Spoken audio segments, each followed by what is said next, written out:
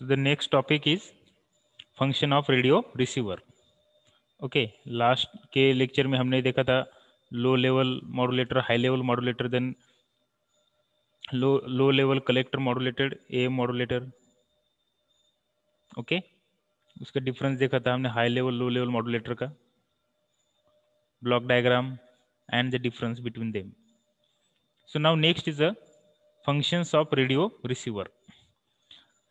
So in chapter 2 we have learned about the different types of AM, their generation, transmission. Okay, let us now see how to receive them. अब हमने generation तो देखा कि am signal generate कैसा होता है, तो अब उसको रिसीव कैसे करते वो भी हमें देखना पड़ेगा, क्योंकि हम क्या करते हैं, हमारा जो मॉड्यूलेटिंग सिग्नल रहता है, इंफॉर्मेशन सिग्नल, उस इंफॉर्मेशन सिग्नल को एज इट इज ट्रांसमिट नहीं करते हैं. हम क्या करते हैं, उसे एज इट इज ट्रांसमिट नहीं करते हैं. क्यों नहीं करते? क्योंकि उसकी फ्रीक्वेंसी कम होती है, इसीलिए. तो हम क्या करते हैं, हाई फ्रीक्वेंसी कैरियर सिग्नल लेते हैं, उस कैरियर सिग्नल का पैरामीटर वेरी करते हैं मॉड्यूलेटिंग सिग्नल के वोल्टेज के अकॉर्डिंगली, और वो जो कैरियर सिग्नल है जिसके पैरामीटर चेंज हो गए, उस कैरियर सिग्नल को हम ट्रांसमिट करते हैं, उसी को हम एएम सिग्नल बोलते हैं. अगर हम उसका एम्पलीट्यूड मॉड्यूलेट करते हैं तो हम उसको एएम बोलते हैं. अगर हम उसका फ्रीक्वेंसी मॉड्यूलेट करते हैं, मॉड्यूलेट करना मतलब चेंज करना, तो हम उसको फ्रीक्वेंसी मॉड्यूलेशन बोलेंगे. अगर हम उसका फेज चेंज करते हैं तो हम उसको फेज मॉड्यूलेशन बोलेंगे. ठीक है. अब वो सिग्नल जब ट्रांसमिट करते हैं हम, वो signal, that signal might be transmitted through electrical cable और optic fibre, electrical cable as a electrical current, या लाइट के फॉर्म में ट्रांसमिट होगा फाइबर ऑप्टिक केबल से, या वो इलेक्ट्रोमैग्नेटिक वेव के फॉर्म में ट्रांसमिट होगा स्पेस से. Okay, so now our job is to detect that signal. अब उस सिग्नल को हम क्या करेंगे, डिटेक्ट करेंगे. अब जहाँ पे हमें सिग्नल ट्रांसमिट करना है वो रिसीवर रहता है, वो रिसीवर क्या करेंगे, उसको रिसीव करेंगे. अब रिसीव करने के बाद उस सिग्नल को हमें क्या करना है, फिर से ओरिजिनल सिग्नल में कन्वर्ट करना है. ओके, सपोज हम यहाँ से ऑडियो ट्रांसमिट कर रहे हैं, अब ये ऑडियो इलेक्ट्रिकल में कन्वर्ट होता है, फिर उसको इलेक्ट्रोमैग्नेटिक में कन्वर्ट करते हैं हम, फिर ट्रांसमिट करते हैं. तो रिसीवर में जाने के बाद फिर से हमें क्या करना है, हमारा जो ओरिजिनल सिग्नल है उसको रिकवर करना है, रिकंस्ट्रक्ट करना है. ओके, तो उसकी क्या क्या मेथोडोलॉजी रहती है, कौन से सर्किट्स रहते हैं, ये अभी हम देखने वाले हैं. उसी को बोलते हैं रेडियो रिसीवर्स. ओके, तो उसके फंक्शंस हम देखने वाले हैं अभी. At the receiver signals from various transmitter at different frequencies are present. In addition to this, noise is also present.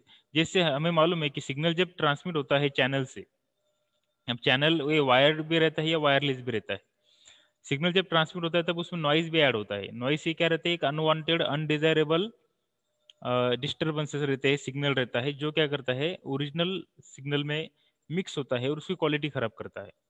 तो ये जो नॉइज भी वहाँ पे प्रेजेंट रहता है, एक नॉइज वोल्टेज भी वहाँ पे प्रेजेंट रहता है, तो हमें वो नॉइस रिमूव करना होता है. ठीक है. So in addition to this, noise is also present.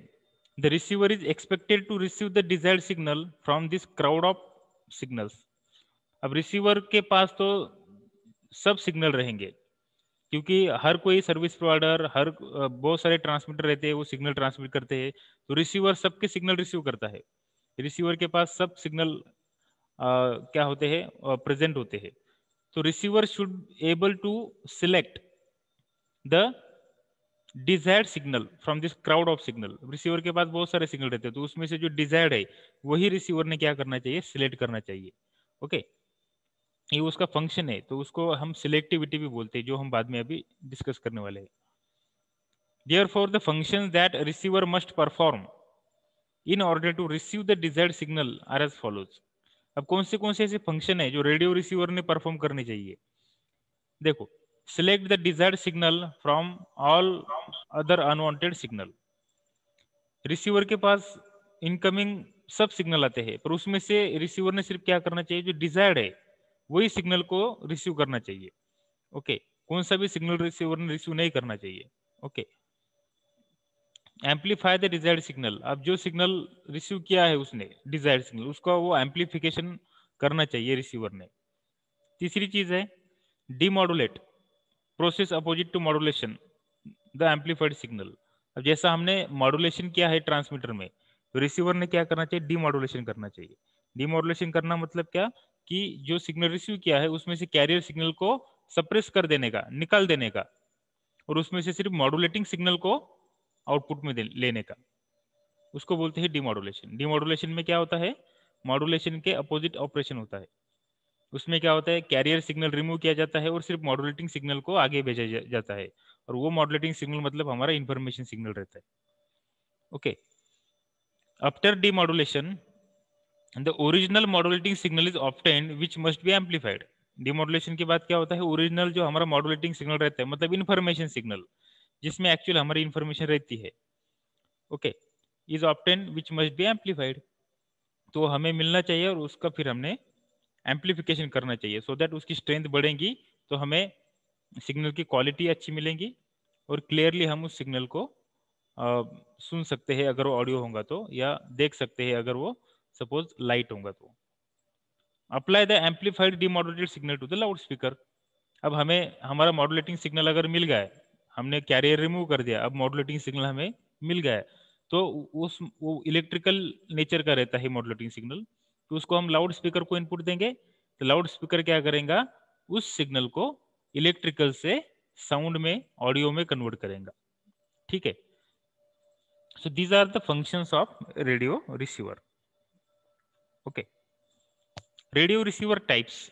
अब रेडियो रिसीवर के कौन से टाइप्स है, there are two main types of radio receivers. Okay, tuned frequency, tuned radio frequency TRF, उसको टीआरएफ बोलते हैं, ट्यून्ड रेडियो फ्रीक्वेंसी रिसीवर, और दूसरा है सुपर हेट्रोडाइन रिसीवर। ये दो मेन टाइप है रेडियो रिसीवर के।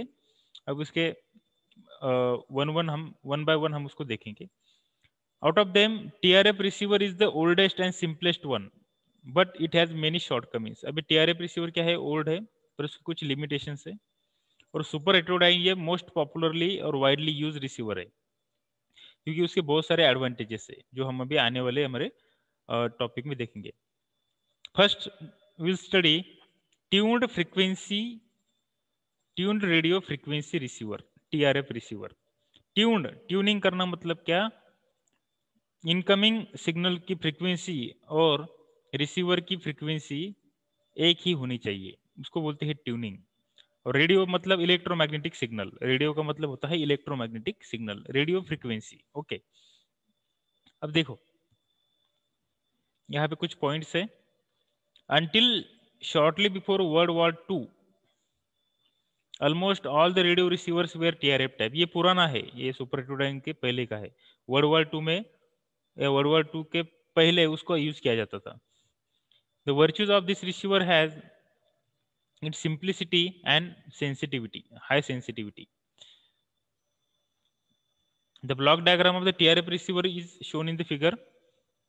It consists of 2 or 3 tunable RF amplifier. Okay, simultaneously these amplifiers are tuned simultaneously to the desired signal frequency.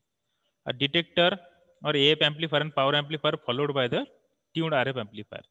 अब यहाँ पे देखो ये ब्लॉक डायग्राम आप देख रहे हैं, this is the block diagram of TRF receiver.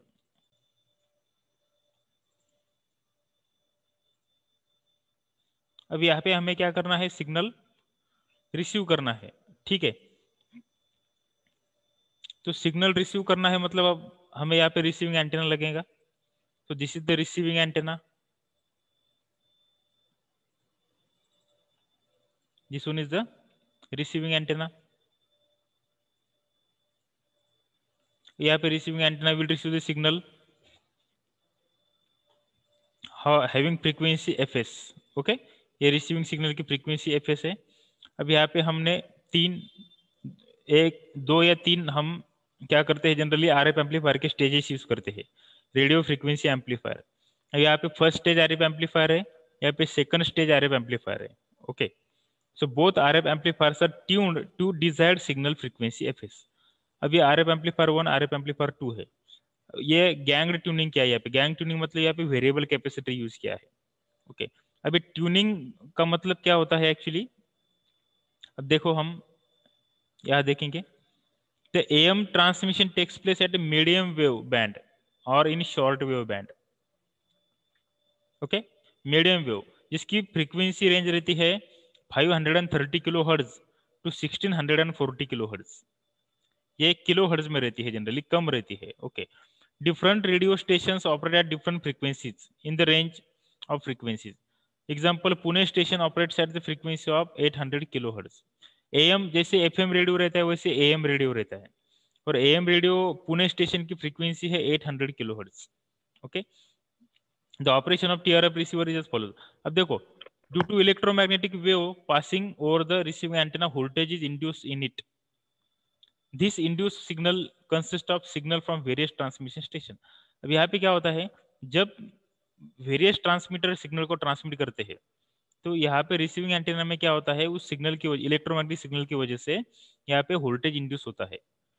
मतलब वो सिग्नल को रिसीव करता है, और उस सिग्नल की डिफरेंट फ्रीक्वेंसीज रहती है, डिफरेंट फ्रीक्वेंसी के सिग्नल रहते हैं, पर हमारे रिसीवर ने वही सिग्नल रिसीव करना चाहिए कि जिसके लिए हमने उस रिसीवर का, जिसलिए हमने वो रिसीवर यूज कर रहे हैं, हम जिसके लिए हम यूज कर रहे हैं, जिस सिग्नल को रिसीव करने के लिए हम उस रिसीवर को यूज कर रहे हैं, वही सिग्नल उसने क्या करना चाहिए, रिसीव करना चाहिए, और बाकी के सिग्नल उसने रिजेक्ट करना चाहिए।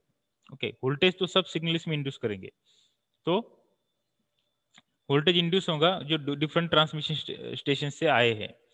The RF amplifier tuned simultaneously to select and amplify the desired signal. This is very important. उसने क्या करना चाहिए, RF amplifier से tuned simultaneously to select and amplify the desired signal. Desired मतलब जो उसे रिसीव करना वही, and reject all other signal. बाकी के सिग्नल उसने क्या करना चाहिए, रिजेक्ट करना चाहिए। Tuning means we adjust the resonant frequency of the tuned circuit equal to the desired station frequency. अब सपोज एक ट्रांसमीटर है, ट्रांसमीटर ने ऐसे एक पर्टिकुलर फ्रीक्वेंसी पे सिग्नल क्या किया है, ट्रांसमिट किया है, तो रिसीवर ने भी वही फ्रीक्वेंसी रिसीव करना चाहिए। ओके। उसी को ट्यूनिंग बोलते हैं। डिजायर्ड स्टेशन फ्रीक्वेंसी को ही वो ट्यून होना चाहिए, मतलब वही फ्रीक्वेंसी को उसने मैक्सिमम वोल्टेज इंड्यूस करना चाहिए। Okay. Ganged tuning means simultaneous tuning of tuned circuit in all the RF amplifier stages using a gang capacitor. Gang मतलब वेरिएबल कैपेसिटर। ओके। तो यहाँ पे क्या होता है, जब वोल्टेज इंड्यूस होता है वो इलेक्ट्रोमैग्नेटिक सिग्नल की वजह से, तो गैंग्ड ट्यूनिंग हम वहाँ पे यूज करते हैं, वेरिएबल कैपेसिटर यूज करते हैं। गैंग ट्यूनिंग में simultaneous tuning of tuned circuit, तो उसका कंटिन्यूसली ट्यूनिंग करते हैं हम। ओके। क्योंकि सेंट्रल फ्रीक्वेंसी का डेविएशन होता है सेंट्रल फ्रीक्वेंसी से, so that is called as the tuning. The amplified signal is then demodulated, detected by the detector. The carrier signal is bypassed, and only the modulating signal is recovered in this process. Okay. The detected signal is amplified to adequate voltage and power level using audio amplifier and power amplifier and given to the loudspeaker for reproduction. अब देखो यहाँ पे first और second amplifier क्या करेंगे, both RF amplifiers are tune to desired signal frequency. मतलब station, कौन से स्टेशन का सिग्नल उसे रिसीव करना है, उसी स्टेशन के फ्रीक्वेंसी को उसने क्या करना चाहिए, रिसीव करना चाहिए। यहाँ पे फिल्टर सर्किट रहती है, और वो फिल्टर सर्किट क्या करते हैं, हम पर्टिकुलर फ्रीक्वेंसी को ही सेट करते हैं उसको, कि वही फ्रीक्वेंसी आई तो वो उसको रिसीव करते, बाकी की फ्रीक्वेंसी को रिजेक्ट करते हैं। तो वहाँ पे एक band pass filter circuit use करते हैं। अभी बैंड पास फिल्टर सर्किट हम आपके लीनियर इंटीग्रेटेड सर्किट सब्जेक्ट में देखेंगे, जो हमारा नेक्स्ट सेमेस्टर में। तो ट्यून करने के बाद डिजायर्ड फ्रीक्वेंसी का सिग्नल ही रिसीव होगा। वो रिसीव होने के बाद यहाँ पे डिटेक्टर को दिया जाएगा, और डिटेक्टर क्या करेगा, उससे उसमें से वो जो कैरियर सिग्नल है, हमने कैरियर में इम्पोज करके भेजा था हमारा मॉड्यूलेटिंग सिग्नल, तो कैरियर को निकाल देगा और सिर्फ मॉड्यूलेटिंग सिग्नल को आगे भेजेगा, और वो मॉड्यूलेटिंग सिग्नल फिर ऑडियो एम्पलीफायर को इनपुट जाएगा, और वो ऑडियो एम्पलीफायर क्या करेगा, उस मॉड्यूलेटिंग सिग्नल को एम्पलीफाई करेगा, उसकी स्ट्रेंथ बढ़ाएगा, वोल्टेज और पावर की लेवल बढ़ाएगा, और लेवल बढ़ाने के बाद उसको फिर पावर एम्पलीफायर को देंगे। पावर एम्पलीफायर उसकी पावर बढ़ाएगा। ओके। उसको ज़्यादा गेन देगा, और उसके बाद पावर बढ़ाने के बाद वो सिग्नल लाउड स्पीकर को इनपुट देंगे, और लाउड स्पीकर क्या करेगा, इस इलेक्ट्रिकल सिग्नल का कन्वर्शन ऑडियो सिग्नल में करेगा, मतलब साउंड साउंड सिग्नल में करेगा। ठीक है। So electrical energy is converted into the sound, मतलब ऑडियो। तो इस तरीके से हम हमारा ओरिजिनल सिग्नल रिकवर कर सकते हैं by using the TRF receiver. बस एक ही बात याद रखो आप यहाँ पे कि जो सिग्नल, जो डिजायर्ड स्टेशन की फ्रीक्वेंसी है, जिस स्टेशन का सिग्नल रिसीव करना है, तो रिसीवर को वो मालूम होता है कि इस पर्टिकुलर स्टेशन की सिग्नल मुझे रिसीव करना है, तो रिसीवर क्या करेगा, उसी फ्रीक्वेंसी को उसके जो आरएफ एम्पलीफायर उसको ट्यूनिंग करेगा। ट्यूनिंग करेगा मतलब फिल्टर की रेंज ऐसी करेगा कि वो फिल्टर सर्किट सिर्फ उसी फ्रीक्वेंसी को रिसीव करेगा और उसको आगे भेजेगा, बाकी की फ्रीक्वेंसी को रिजेक्ट कर देगा, तो उसी को ट्यूनिंग बोलते हैं। उसके लिए फिल्टर सर्किट यूज किया जाता है। तो डिटेक्टर के पास देने के बाद डिटेक्टर क्या करता है, डीमॉड्यूलेशन की प्रोसेस करता है। डीमॉड्यूलेशन मतलब कैरियर को रिमूव करते हैं, सिर्फ मॉड्यूलेटिंग सिग्नल को आगे भेजते हैं। और फिर ऑडियो एम्पलीफायर उसकी वोल्टेज लेवल बढ़ाता है, पावर एम्पलीफायर पावर लेवल बढ़ाता है, और फिर उसको लाउड स्पीकर को इनपुट देते हैं। फिर लाउड स्पीकर उस इलेक्ट्रिकल सिग्नल का कन्वर्शन ऑडियो सिग्नल में करता है। Okay, so this is the operation of this TRF receiver, tuned radio frequency receiver. अब उसके कुछ डिसएडवांटेजेस भी है या कुछ शॉर्टकमिंग्स भी है। उसकी कुछ शॉर्टकमिंग है, उसमें है instability, variation in the bandwidth over the tuning range, and insufficient selectivity at higher frequencies, and poor adjacent channel rejection. अब उसको हम वन बाय वन देखेंगे।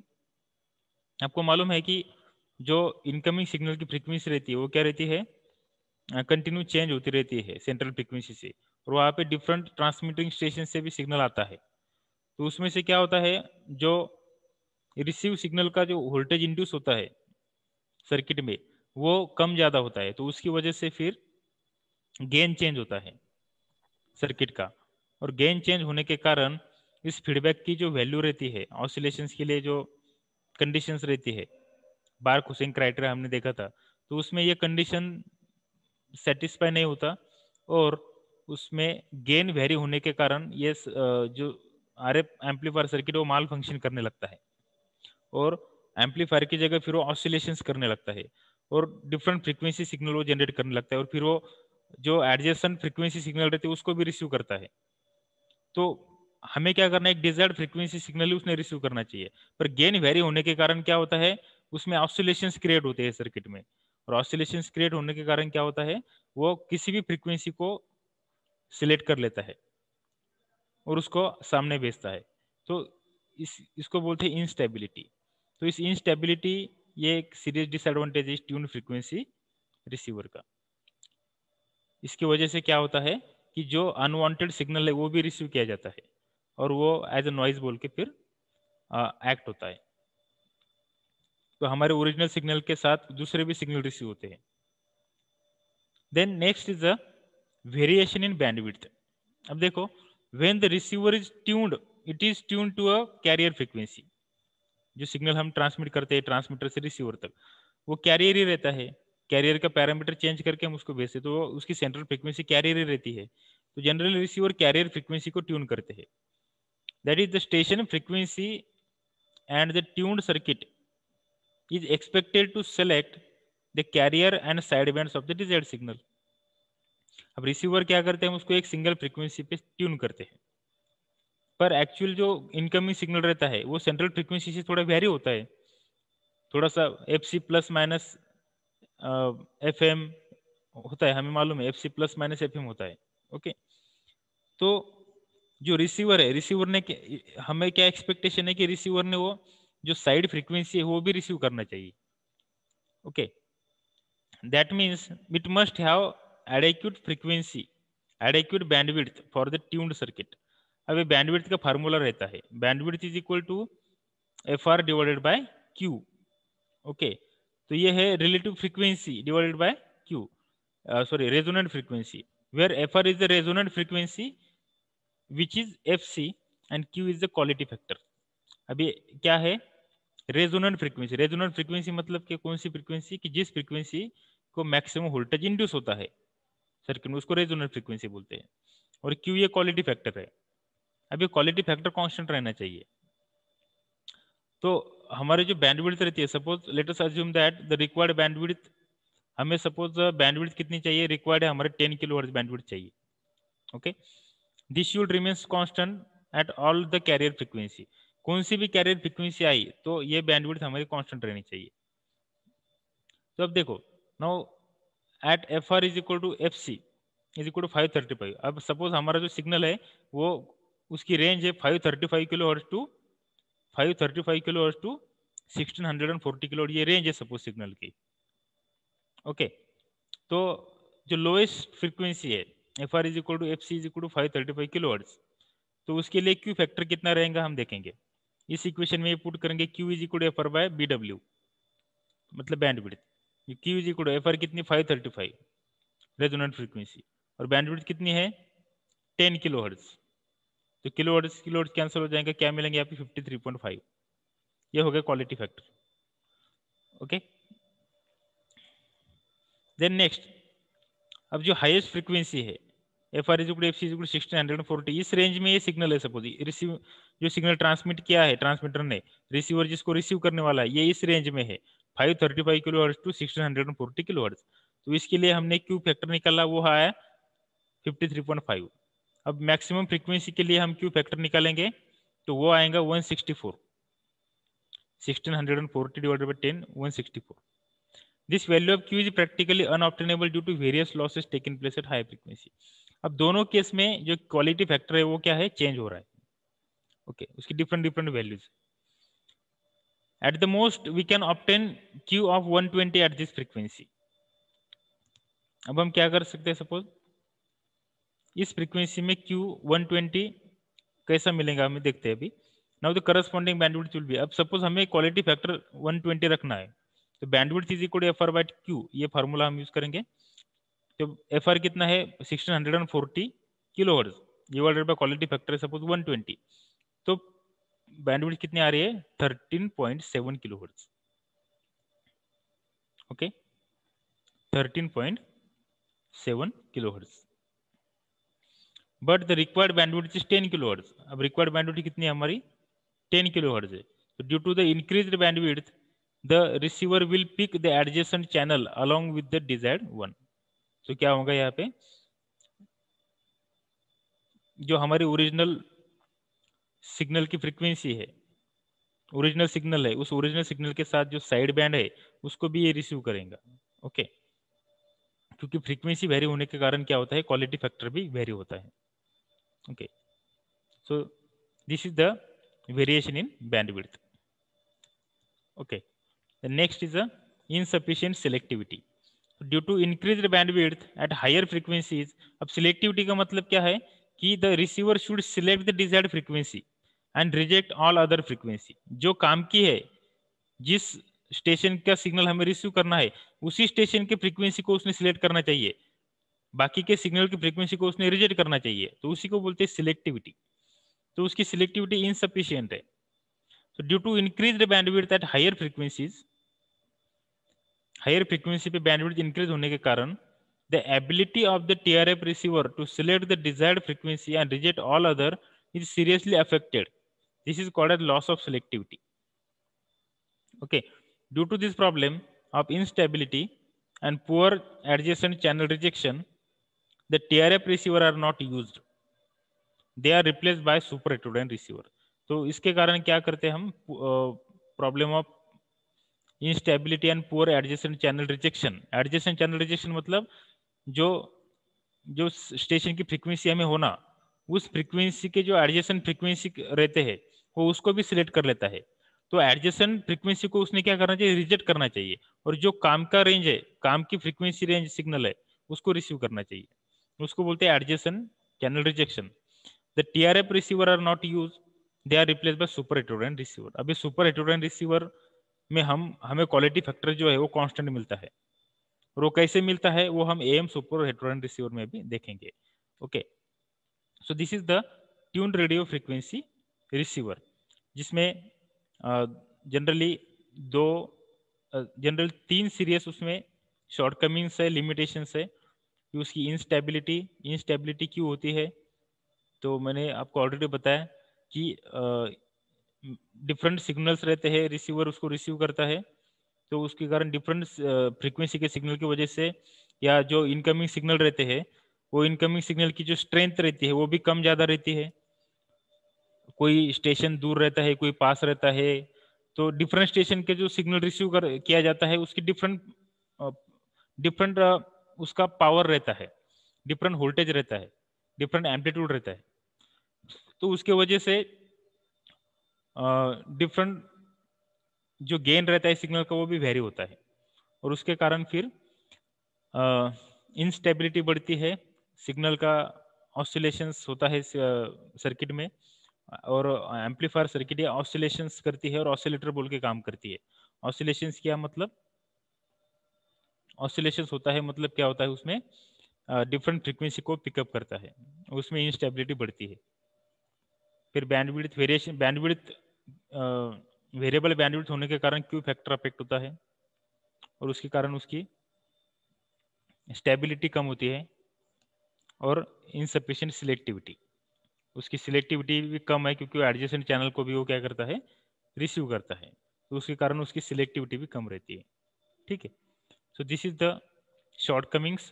एंड ये जो शॉर्ट कमिंग्स है, जो लिमिटेशंस है tune frequency, tune radio frequency के, वो हम सुपर हेटेरोडाइन रिसीवर में हमने ये ओवरकम किया है। So super heterodyne receiver is widely used receiver circuit, it has many advantages over the tune radio frequency receiver.